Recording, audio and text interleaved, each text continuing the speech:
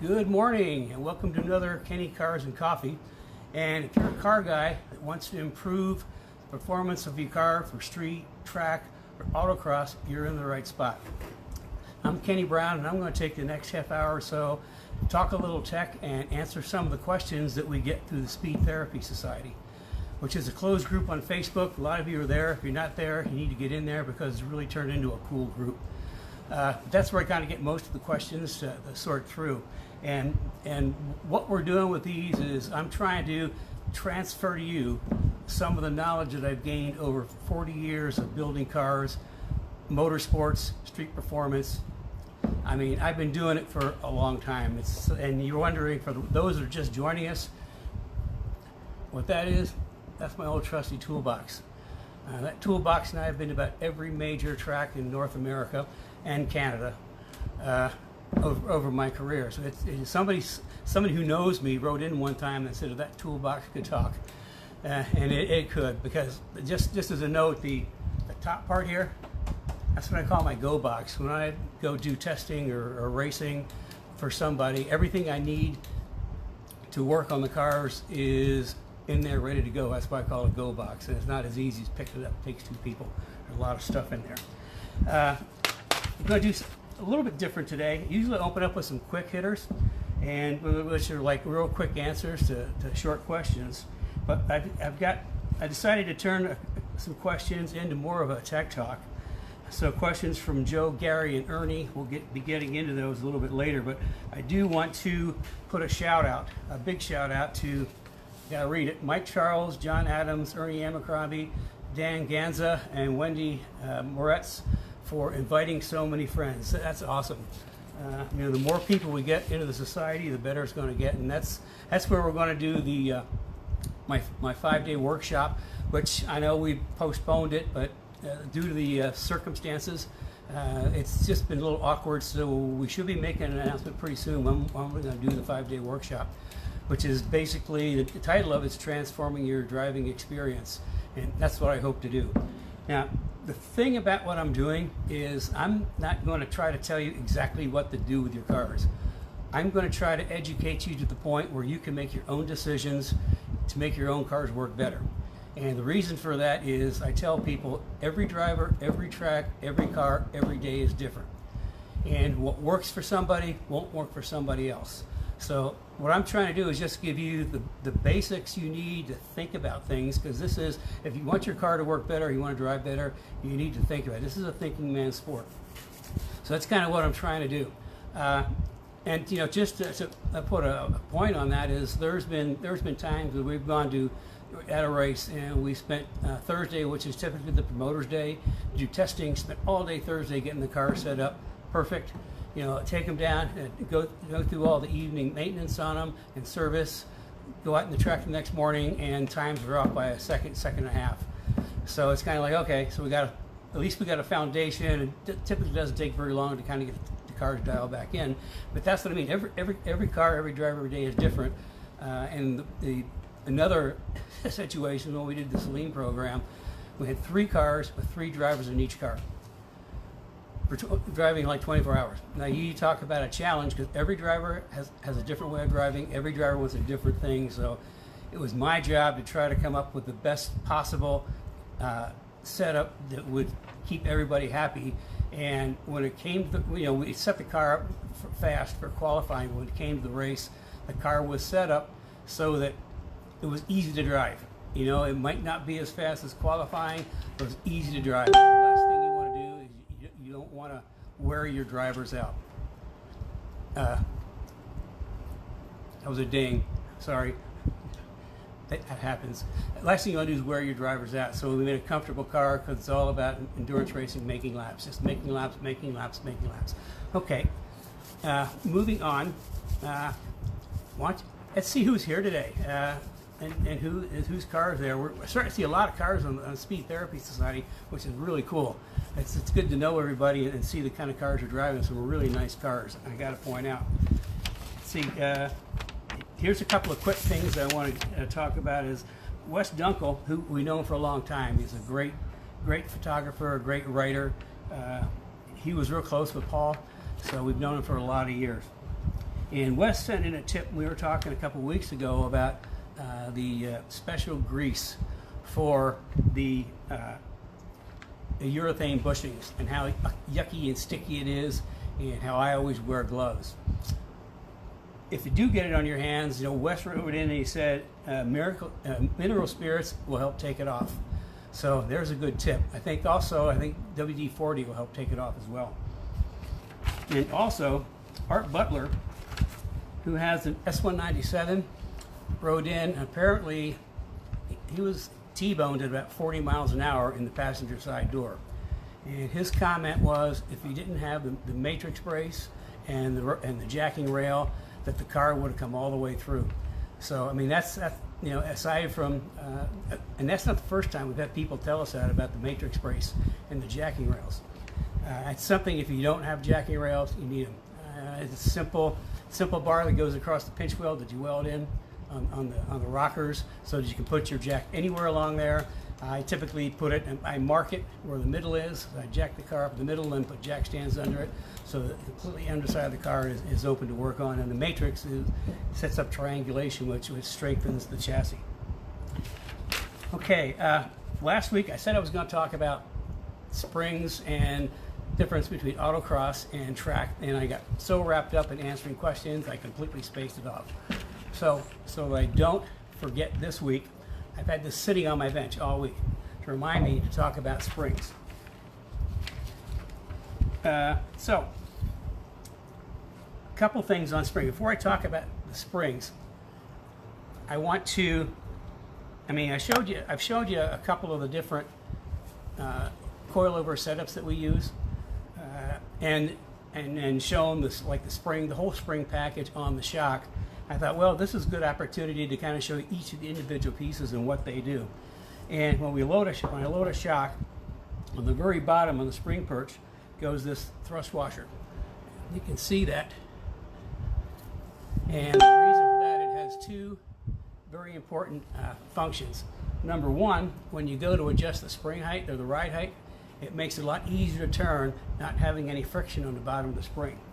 Additionally, when the spring's gone through all of its stuff, it's got these little twitches in it, and with the thrust washer on the bottom, they kind of deal with that, so that springs don't do things they shouldn't do. And then on top of that, we'll go to the mainspring, and I'm gonna do a pop quiz. Let's see. You see the numbers on there? Of course, they're backwards, but the numbers are 0800.250.0350. Okay, who can tell me what that means? Who is paying attention in the previous ones? So we'll see who gets it right. So the mainspring goes on, and then there's a little spacer ring that sits on top of the mainspring, and then the helper spring goes on top of that. Now people ask, what's the helper spring? Well, the helper spring is nothing more than takes up space.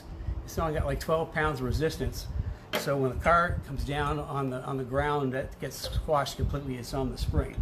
And the reason for that, I know you've probably seen like a lot of aftermarket shocks have these great big long 14-inch springs on them. Well, that's because they're really soft springs. And with soft springs, they'll squash down as you put the car down on the ground. Well, when we get up to the higher spring rates, as you know, I like a lot higher spring rate than everybody else. When you get the car adjusted ride height on a firmer spring, as soon as you jack it up, you got a gap up to the top spring perch. So all of a sudden the spring rattles around, and the whole purpose of the helper spring is just to keep it from rattling around, so it comes down straight. Now, back a long time ago when I was doing like open wheel cars, V's, Fords, and Ford Atlantics, every time we take a car down off the stands onto the ground, we have to go around with a mallet and whack every spring perch. You hear this bong as the string drops into place. And if we didn't get it to go into place, as soon as the driver starts driving off, at the first bump you hear it go into place. So the whole purpose of the helper spring is to take up the gap. Now, track driving, autocross driving. Track driving, when you're going around a corner, I mean, the car is loading. I mean, first of all, the purpose of the spring is to hold the car up. Okay? Now, divert a little bit here. Springs and shocks, you should always talk about springs and shocks in the same breath, because springs and shocks need to work together. And it's kind of like beer and pizza. They just go together real well. Because the spring, as it squashes down and goes back and forth, it creates oscillations. And the shock's job is to control the release of that spring after it's been compressed. And you've probably seen cars that have really bad shocks going down the road, just bouncing, bouncing, bouncing. Well, that's what happens if you don't have a good shock and you have the spring oscillating. So the whole idea of the rebound on the shock is to, after the spring compresses going around the corner, to control how quickly or fast it comes back up. So that's why I do most of my tuning on cars is with the rebound, because the rebound, basically rebound tuning is from the apex to the track out, and that's because you're controlling how the spring unwinds. Bump gets you from turning to the apex, rebound gets you from apex off. Now on track cars, when you're going really fast, going around a corner, I mean, that spring is gonna compress pretty good. It depends on what the spring rate is and how much it compresses. Because you've got a lot of energy, a lot of forces, and you got a lot of roll in the car, which squashes the spring down. Now, if you've got a soft spring, it's going to squash it down, and the car's going to roll. And the thing about a Mustang, it has what I call a positive roll front suspension. That means the more the car rolls, the more positive the wheel alignment goes. And so you go to positive camber, which is you don't want. You ever seen anybody that just chewing up the outside of their tire? That's because they don't have enough negative camber and they have too much positive camber. Positive camber is when the tire tips out at the top. Negative camber is when the tire tips in at the top.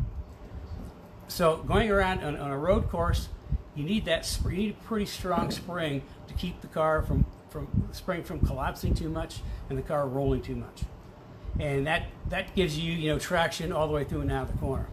Now when we go to like an autocross, you're not carrying the speeds, you're not carrying the forces.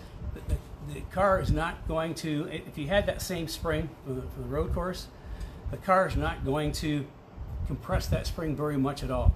It's simply because it just doesn't have enough force to do it, which means it's going to be really firm. And what happens then is the tires will start to skip a little bit across bumps.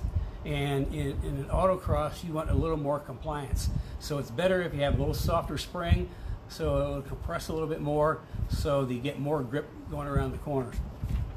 Now, it is possible to have a spring that's good for both autocross and track. It just has to be something in the middle. And again, I'm trying to give you guys theory so that you can kind of figure out what to do on your own. I've done this for 4 decades. Wake up in the morning, that's what I do all day, and go to bed at night 7 days a week. So the experience that I've gained over that time, I'm trying to share with you so maybe I can save you some of the pitfalls and landmines that I discovered through my early days of my career. Certainly I've gotten better, but everything is guesswork. When you go to set up a car for the track, it's guesswork. Because you just don't, like I say, every car, every driver, every track, every day is different. The thing is, when you do it enough and you keep notes in your notebook, we're going to get back to that, you're going to be able to make better guesses, better decisions, and your setup time is going to be a lot quicker.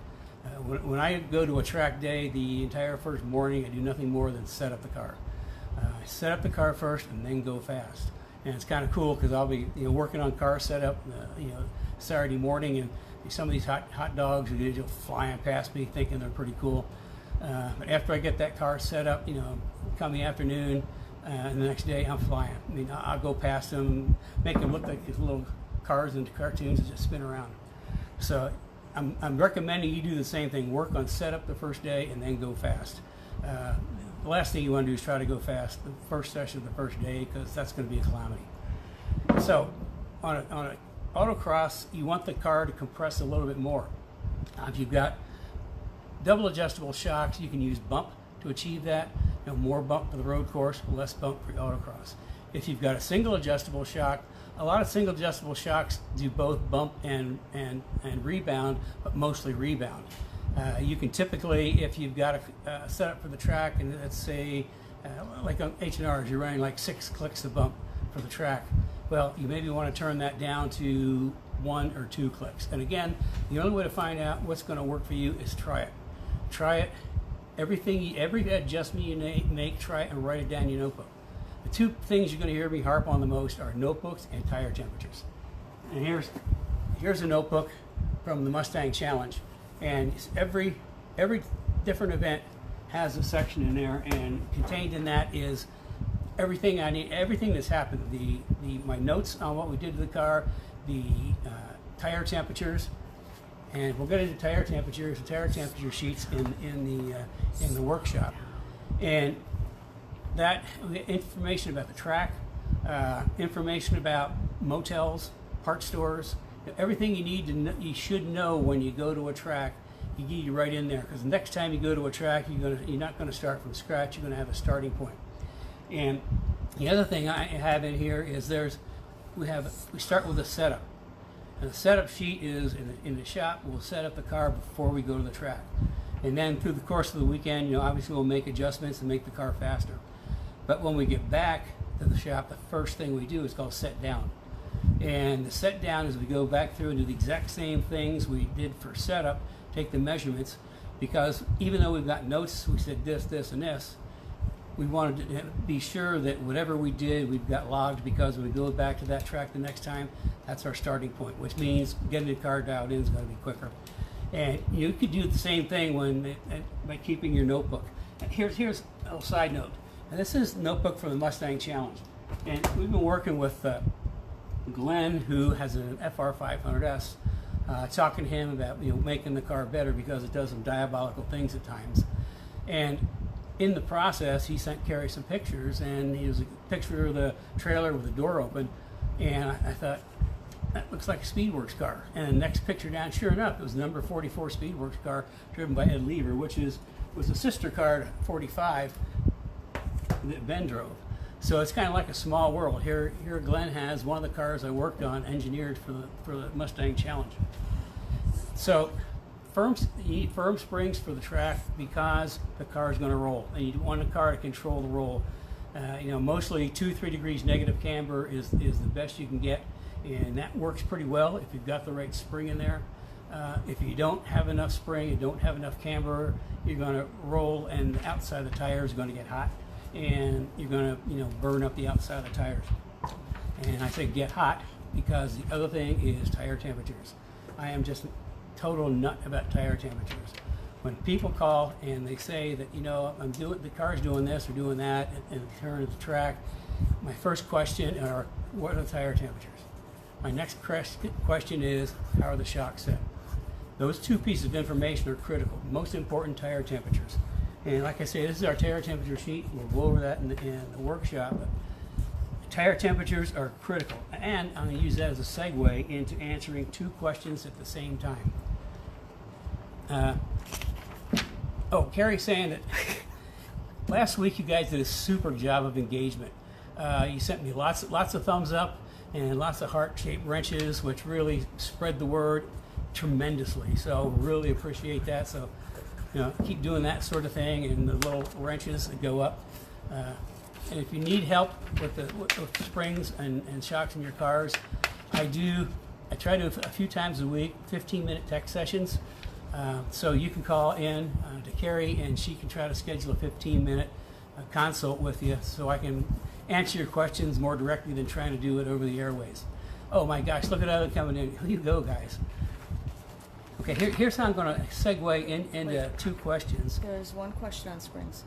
Wait, one question on springs. Okay, this is from Mark Hassenberg. Mark Hassenberg. Hello, Mark.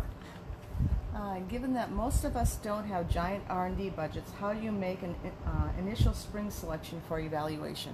And that's where we can help them. That's a good question. How do you make an initial spring evaluation for the best selection? Well, over the course of what we do, you'll be able to understand that a little more. But the best thing is call me. Set up a 15-minute consult. Talk through what you're doing, what you need to do to the car, and I'll try to give you my best guess. Like I said, everything in this industry is best guess. My best guess on what the best spring rate will be. It's just like when people buy coilover shocks from us. Every shock before it goes to you, the customer, is set up. I load it with the springs and pre-adjust it, and I actually custom select springs for each individual driver, for each individual application. And then we'll say, I don't have a setup sheet, but a setup sheet comes with shocks to say what I did and a little tuning guide. So, I mean, okay, here's kind of a rule of thumb. As far as my spring rates. Now, typically the S197, the 550 cars come with front spring rates of about, I think, from 150 and 197s to maybe 160 in the 70 in the 550s. The GT350s have a little more spring rate. I think they get up to like 220 maybe, but you know that's really not enough spring to keep the car from rolling. A lot of people will sell you off-the-shelf springs. You know, here's a set of springs, put them on your car. Okay, mostly those springs only get you up into the 225 range, 230 maybe, and that's kind of where they stop because it's really nobody offers much above that. In the same token, when you put an upgraded spring like that, you got to be aware that you're out of bounds on how that shock was engineered from the factory, and that might, I mean, it's not going to be bad, but it's not going to be the best mate between the shock and the springs. It's going to be like beer and water instead of beer and pizza and water rather than pizza and beer. But here's how I do my springs. For like touring, we run about a 350 front spring. I always talk in terms of front springs because the front of the car turns. And the first thing it has to do is turn.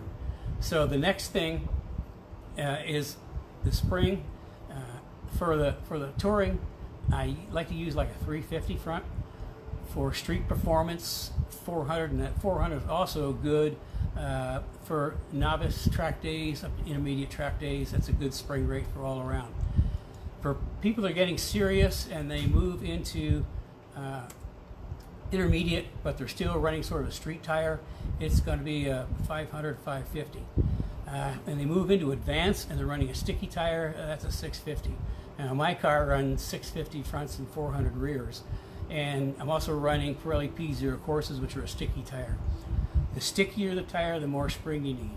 Because what happens is you get a lot of people make the mistake of they get racing slicks and they put them on a stock car.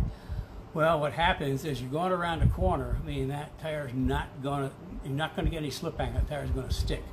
When you're going around the corner, it sticks, and then the car is going to roll a whole bunch more because the tire isn't moving. The tire stops, and the car keeps moving, so it rolls down. So you go to positive camber, and you wear out the tires.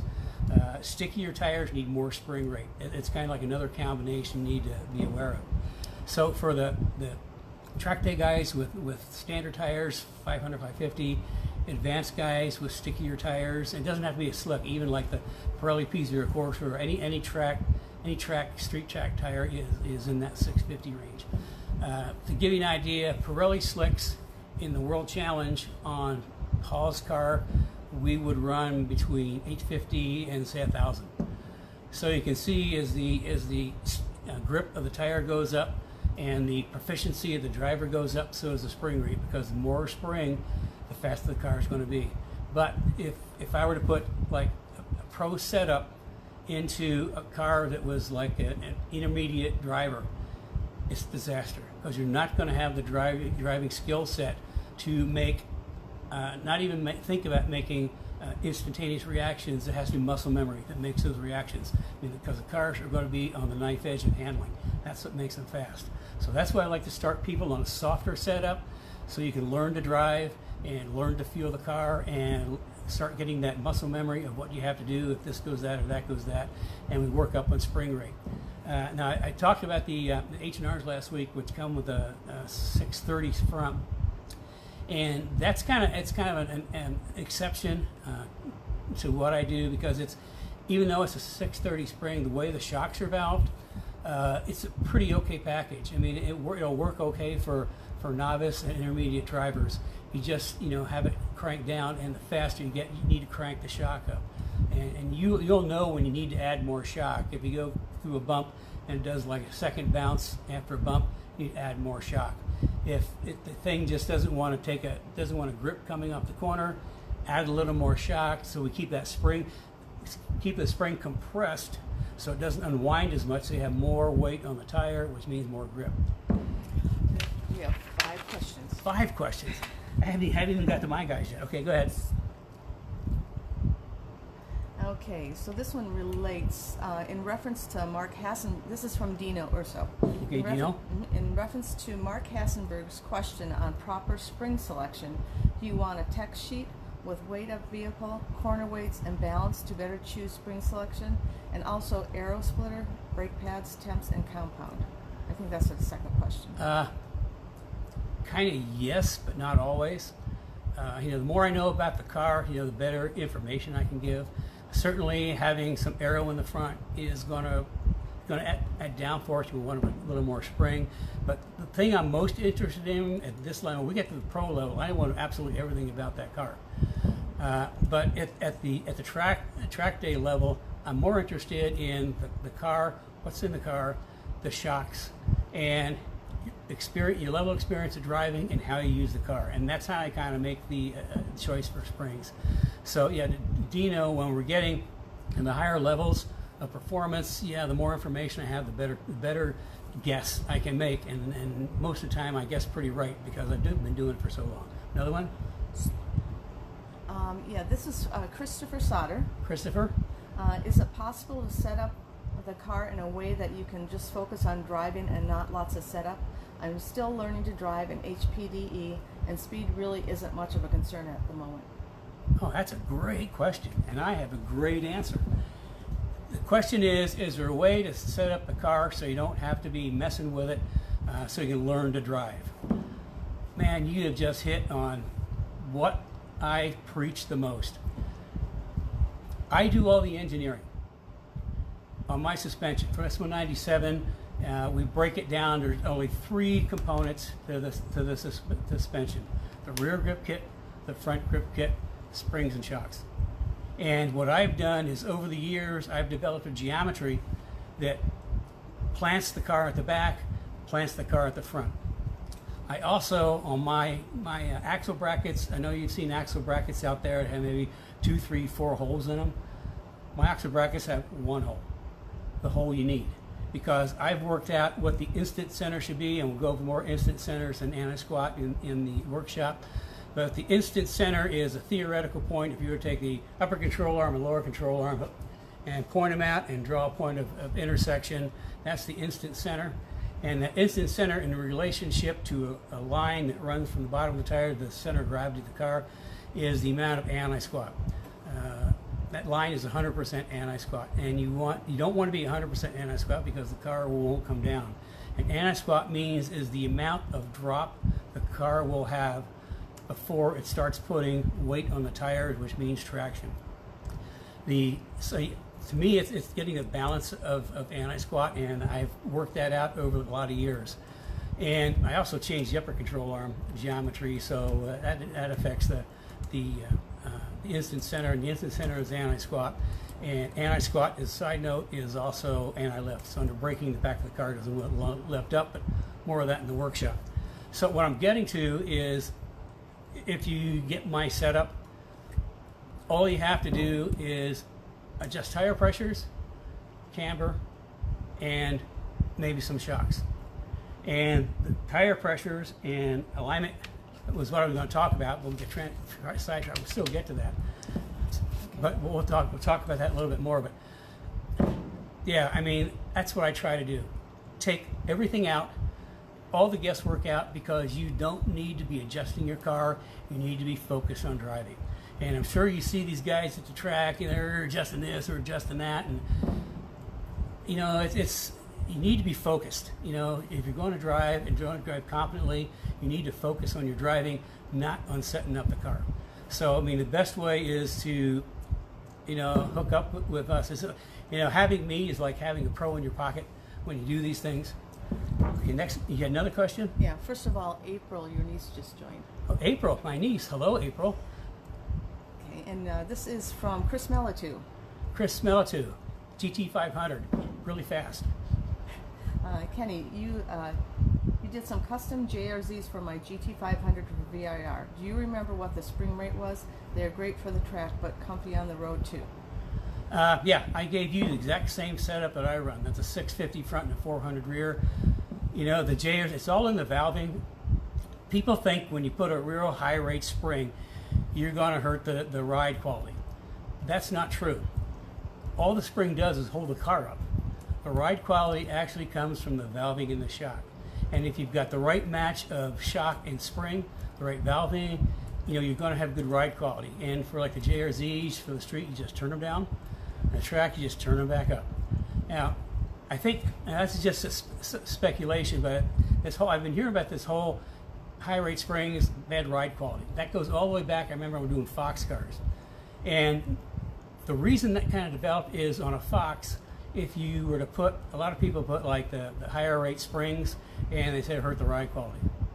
What you're doing is your shocks and your springs aren't matched, and the shocks back then really weren't very good, to be quite frank, and that'll create a harsh ride quality. The other thing you're doing is by putting a firmer spring on the car, the car is going to do this twisty thing, which is why with like back in the Fox days, we'd put on, customer would come in, we'd put on a jacking rail, double cross subframe connectors, and matrix brace, and they wouldn't get out of the parking lot and they say, or down the road, they say, what in the ride quality is completely different. Well, that's because we've taken the chassis out as a spring component, and so your spring can do the work. A little thing on the axle brackets, why there's only one hole. I worked it out over the years.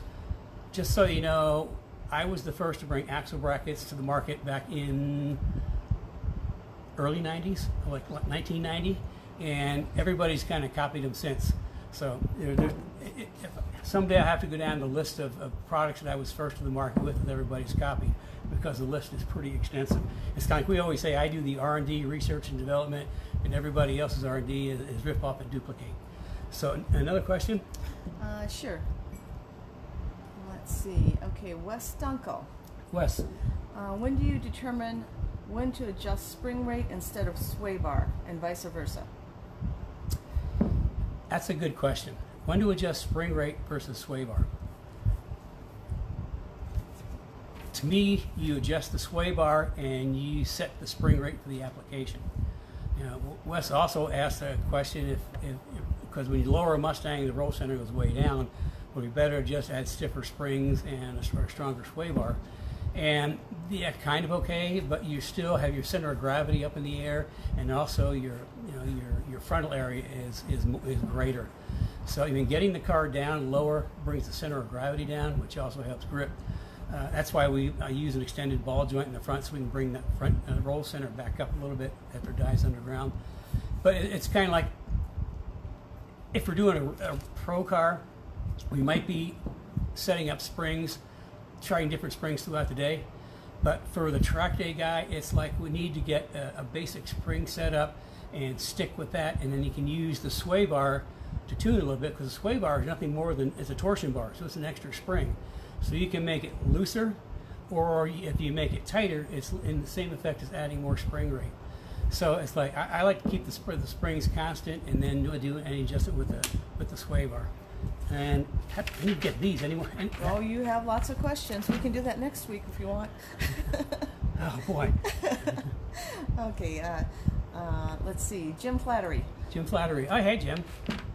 What is the factory spring rate for the S197? So a couple people answered that. Okay, I have to go back and look, but I think I got 4 pages of shock rates, spring rates for not only the cars, but everybody aftermarket spring rate. And I think the S197 is in maybe the 140, 150 range, something in that, and then the 550s I think is in the 170 range.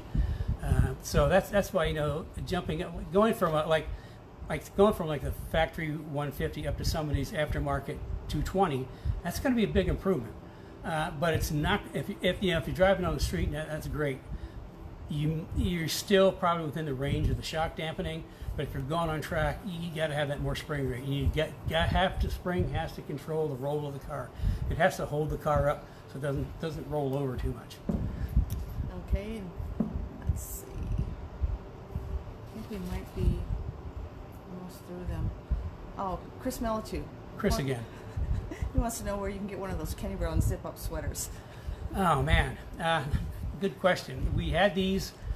Before I took my health hiatus, it was in our, we had them in our soft goods, and a lot of people asked about that, so they'll be coming back at some point in time. Yeah. See what we can do sooner. Yeah. How many people, if we had them, would? Yeah, how many people, if we had them, would get one? Say That'd yes. be good to know. Another thing, we've had somebody recommend that we have stickers for the Speed Therapy Society. Well, note well taken. We're gonna. Right now, with everything that's gone on, it's not practical for us to kind of go that way, but it is on the list of things to do. Speech Therapy Society, Carrie has an idea on how to do it, so that'll be coming up. And yeah, I shouted out to people who invited friends. Please invite your friends. And you see, I think now some of the people that joined early can see the value of why we want to do a private Facebook group, is because we get everybody in, we get interaction, people sharing stuff. I mean, it's just turning into a really cool deal. I'll put a link in the... And Carrie will put a link in there for that. Can I get to what I was going to talk about today? Sure. I'm going to roll two questions into one answer. Gary Townsend asked, what is a good starting point for air pressure before the first run? He's got a 16 Shelby GT350. And Joe Johnson, what degree of negative camber should I be running on my 20 Shelby GT350? I have the max, without modifying the strut tower, it's 2.2 on both sides. Okay, to answer both of those questions, we're getting back to one of my two favorite things to talk about, and that's tire temperatures. You never know what to do unless you know what your tire temperatures are. And I think there's a link in the Speed Therapy on a tech article I wrote about tire temperatures. If you hadn't read it, read it. And once you read it, you can see all these little light bulbs go off in your head. Oh, that makes sense. But the whole idea is you need to take tire temperatures to do anything with the car. And that's what I do the whole first morning, is work on tire temperatures. Before I make any adjustment on the car, I make sure I get the tire pressures where I want them, and I do that by tire temperatures. And real quickly, we'll take a temperature, a little probe, stick in, not like a laser, but a probe that actually sticks into the rubber, about an inch from the outside, in the middle, an inch from the inside, and register those three temperatures. And the objective is to try to balance those temperatures across. Now, if we've got like 100 degrees on the outside and 200 degrees or 120 degrees on the inside, you want that middle to be around 110. So when you've got different temperatures, you want to split the difference. And what you're trying to do is, if the middle temperature is high, you've got too much air in the tire and it's crowding in the middle, so you're not putting all the tire on the ground. If the middle number is low, then it's concaved, and again, you're not putting enough tire on the ground. So before you make any adjustments, get the tire pressure set.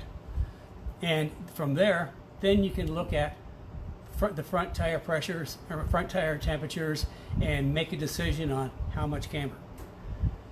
If you've got a lot of inside heat, and by a lot I mean more than, let's say, 30 degrees more on the outside, you've got way too much negative camber.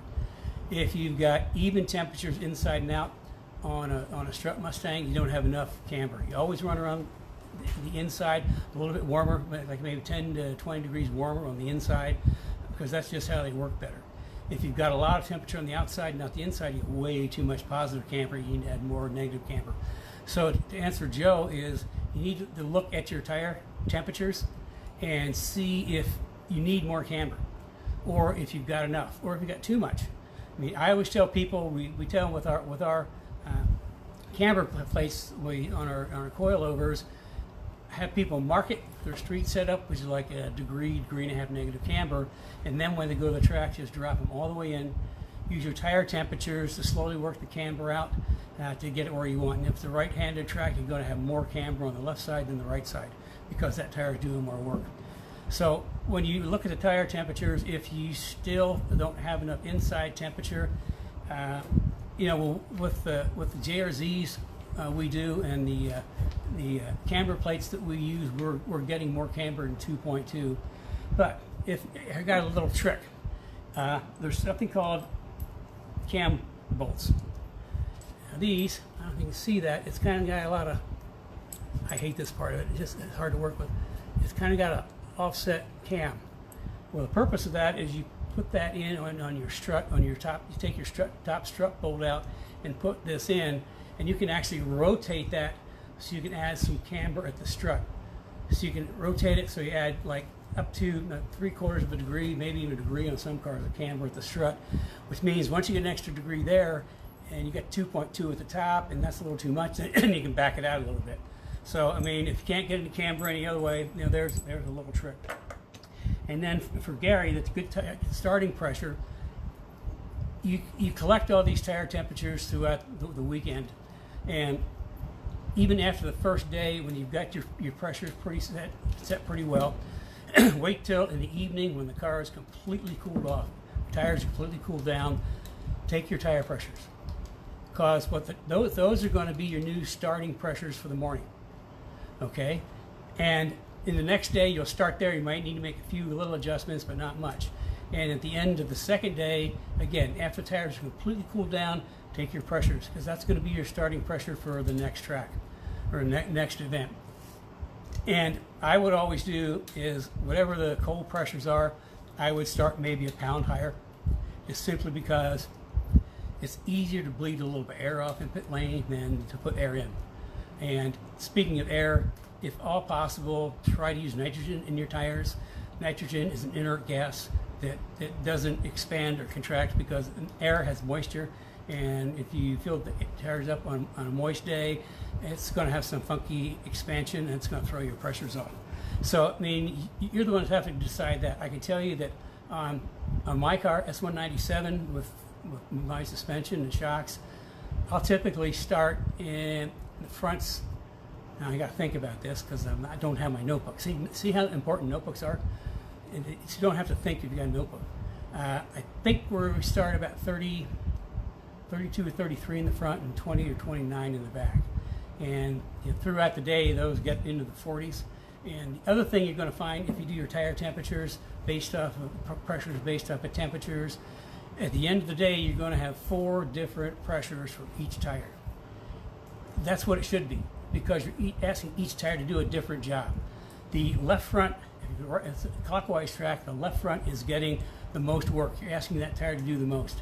The left rear is the tire that's getting the second most work. The right front is the tire that's getting the next work, and the right rear is just kind of hanging around, keeping the back of the car up, because it's not doing a lot of work at all. So, and in fact, if you do temperatures, I suggest you start left front, left rear, right rear. That way you're getting the temperatures first for the most critical tires.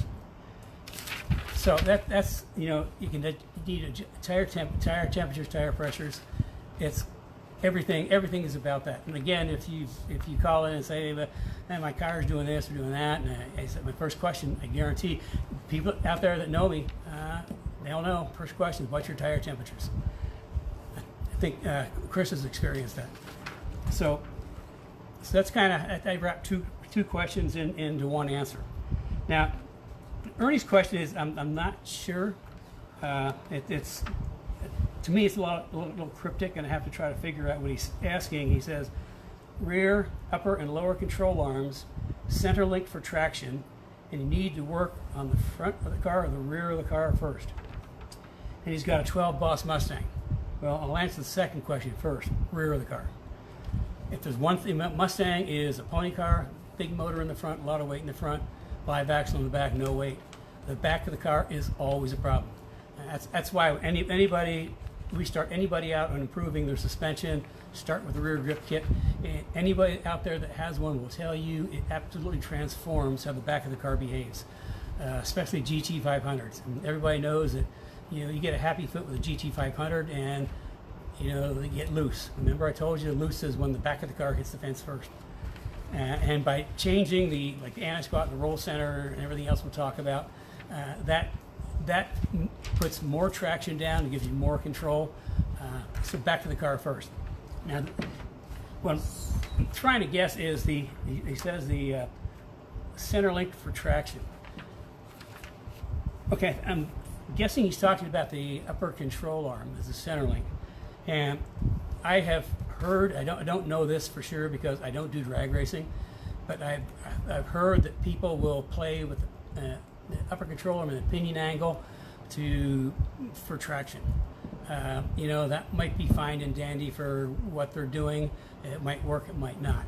To me, you know, you need once your rear end is set with a pinion angle, that pinion angle needs to stay the same, especially if you've got a one-piece drive shaft. The pinion angle is critical. The pinion angle has to be opposite of the engine angle. If the engine transmission point down 3 degrees, the differential needs to point up 3 degrees. So if it points straight, then you get a jump rope and you get all kinds of vibrations. If they point up or point down, you get a jump rope, more vibrations. So they need to be staggered. So this upper control arm is, once it's set for pinion angle, it stays set. And my upper control arm in the rear grip kit is actually longer than stock, and I move the front pickup point so we get a better instant center. As far as traction, you know, the engineering I put into my rear grip kit, this is the 4th generation of my suspensions that started in 1987 with the Saleen, Championship Saleen, our endurance cars. And I've come up with what I feel is the absolute best geometry for the back. And every single piece of my rear suspension, you know, like I tell people, I'm not selling you parts, I'm selling you a solution to grip at the back. And the solution is a system, because every single piece in that rear grip kit is engineered specifically to have a positive impact on rear geometry. The upper control arm's longer, that pickup point's move, the axle bracket moves the pickup on the axle down. Even the control arms, the bushings are offset, so instead of splayed, they're parallel. And then we move the roll center down to the bottom of the differential. All of those together is what makes it work. And you know, like I say, to answer the previous question, I do all the engineering, you just bolt the stuff on and go. And then if you have a problem, call me. I will give you a good answer. So, you know, getting back to Ernie, I mean, back of the car is absolutely most important for an S197, especially a Boss or a GT500, because you've got lots of grunt, and it's so easy to get those cars loose. You nail the back of the car down. And as for drag racing, I said, you know, I don't do drag racing, so but what I can tell you is drag racing is all about getting grip off the starting line to get you down the track. Well, in my world,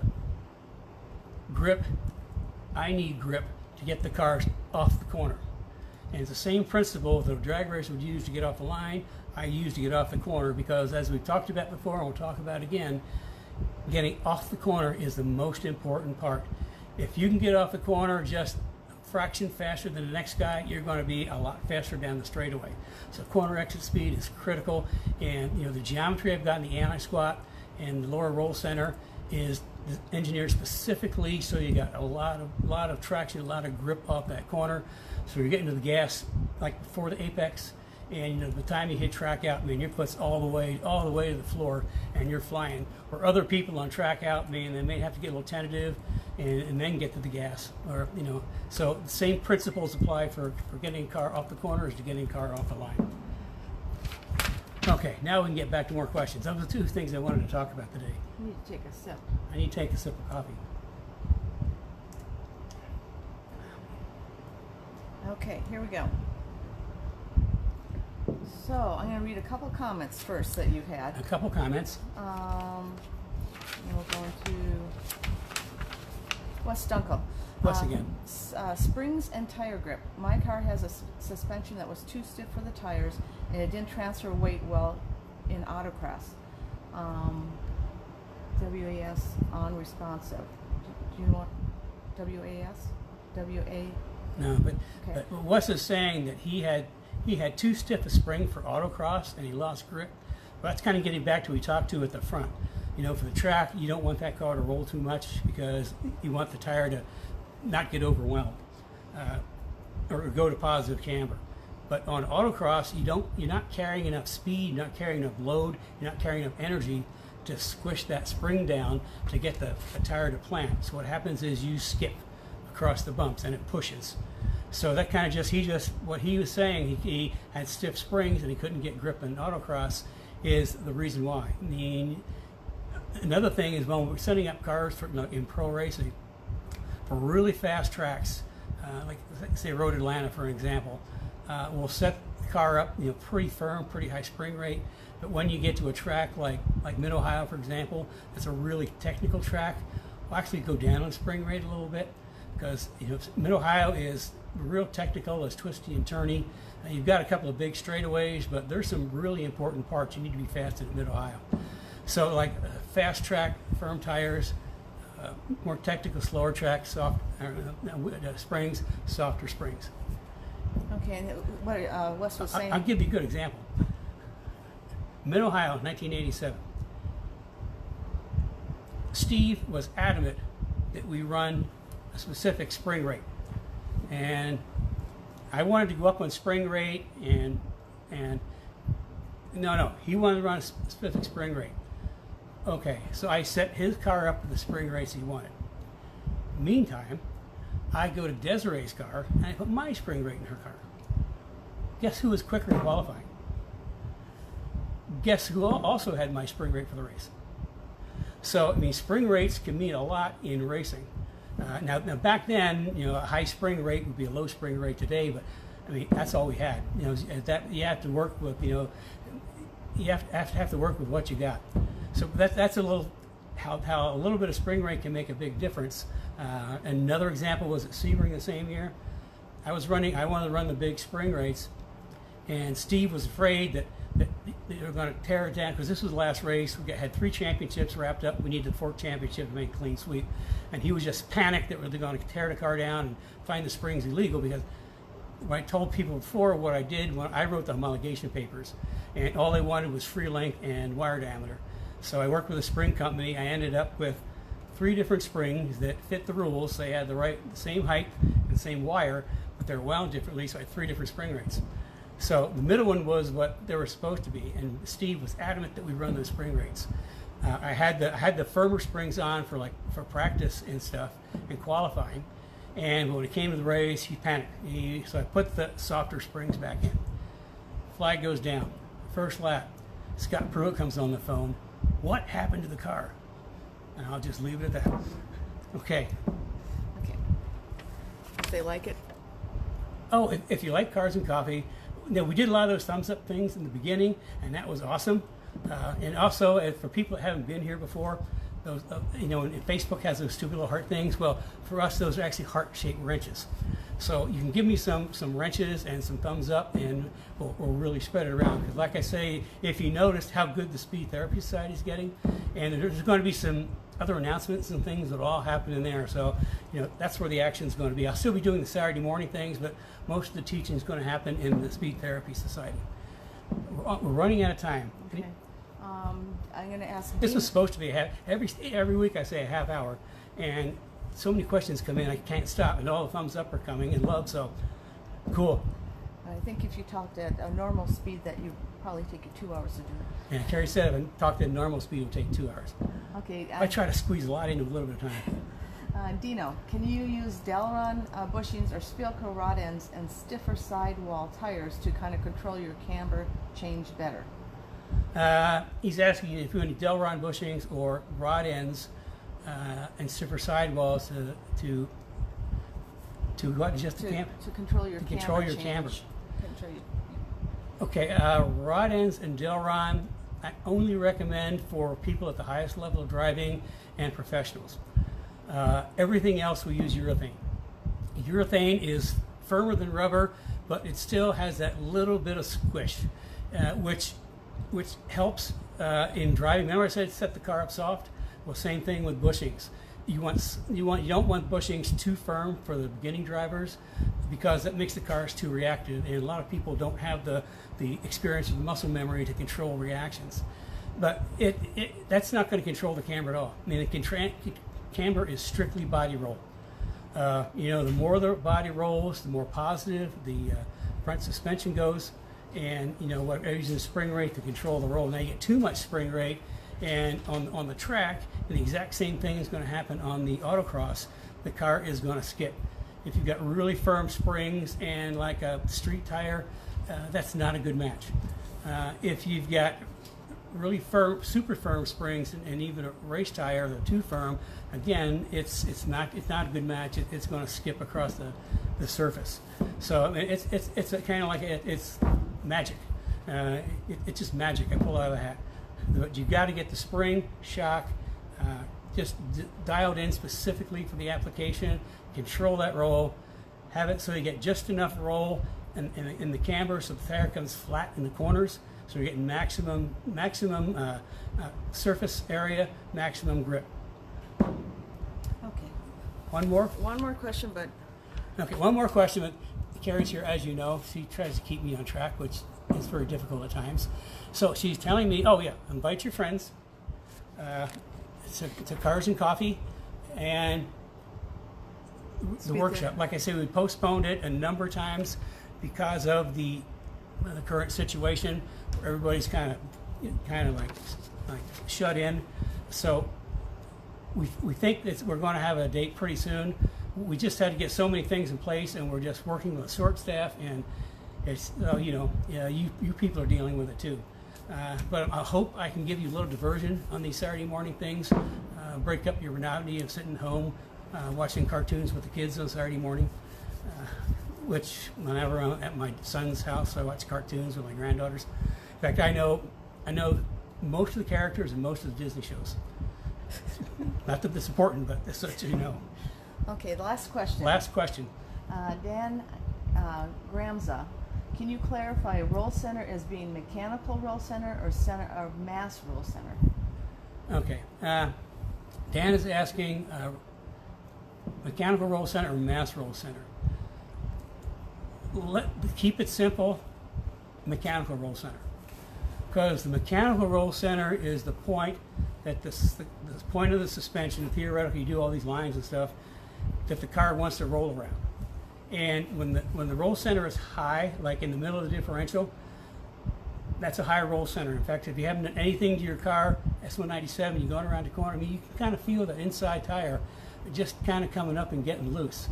But in the rear grip kit, we bring the roll center all the way down to the bottom differential, which all of a sudden the rear roll, the car doesn't want to roll up as much in the back, which means, okay, now let's think about this. It doesn't want to roll up as much in the back, which means it isn't rolling up as much onto the front. Okay, front and the back work together. And if it's high, it's going to roll, and just think about it, it's going to put more weight, it's going to roll more weight into that outside front tire, which is why Mustangs push. You bring that rear roll center down, it's not going to roll up as much, and then what we do with the front grip kit, we bring the front roll center up. So instead of your roll centers being like this, they're more like that. So that's why my cars handle just so darn flat in the corner. And once you get turned in, you don't have to wait for the axle to settle because it hasn't rolled up so high that you have to wait for it to come down. That's why you can get to the gas a lot sooner. Like I keep saying, you get to the gas sooner. I'm typically, if not all the way on the gas, mostly on the gas, even before I get to the apex, which means that in track out, man, my foot's all the way down, and that gives me a lot of launch off the corner. So I think with that, she's writing another note. I can't. Oh yeah, she's reminding me to say, if you need help in spring selection and shock selection, schedule a 15-minute consult.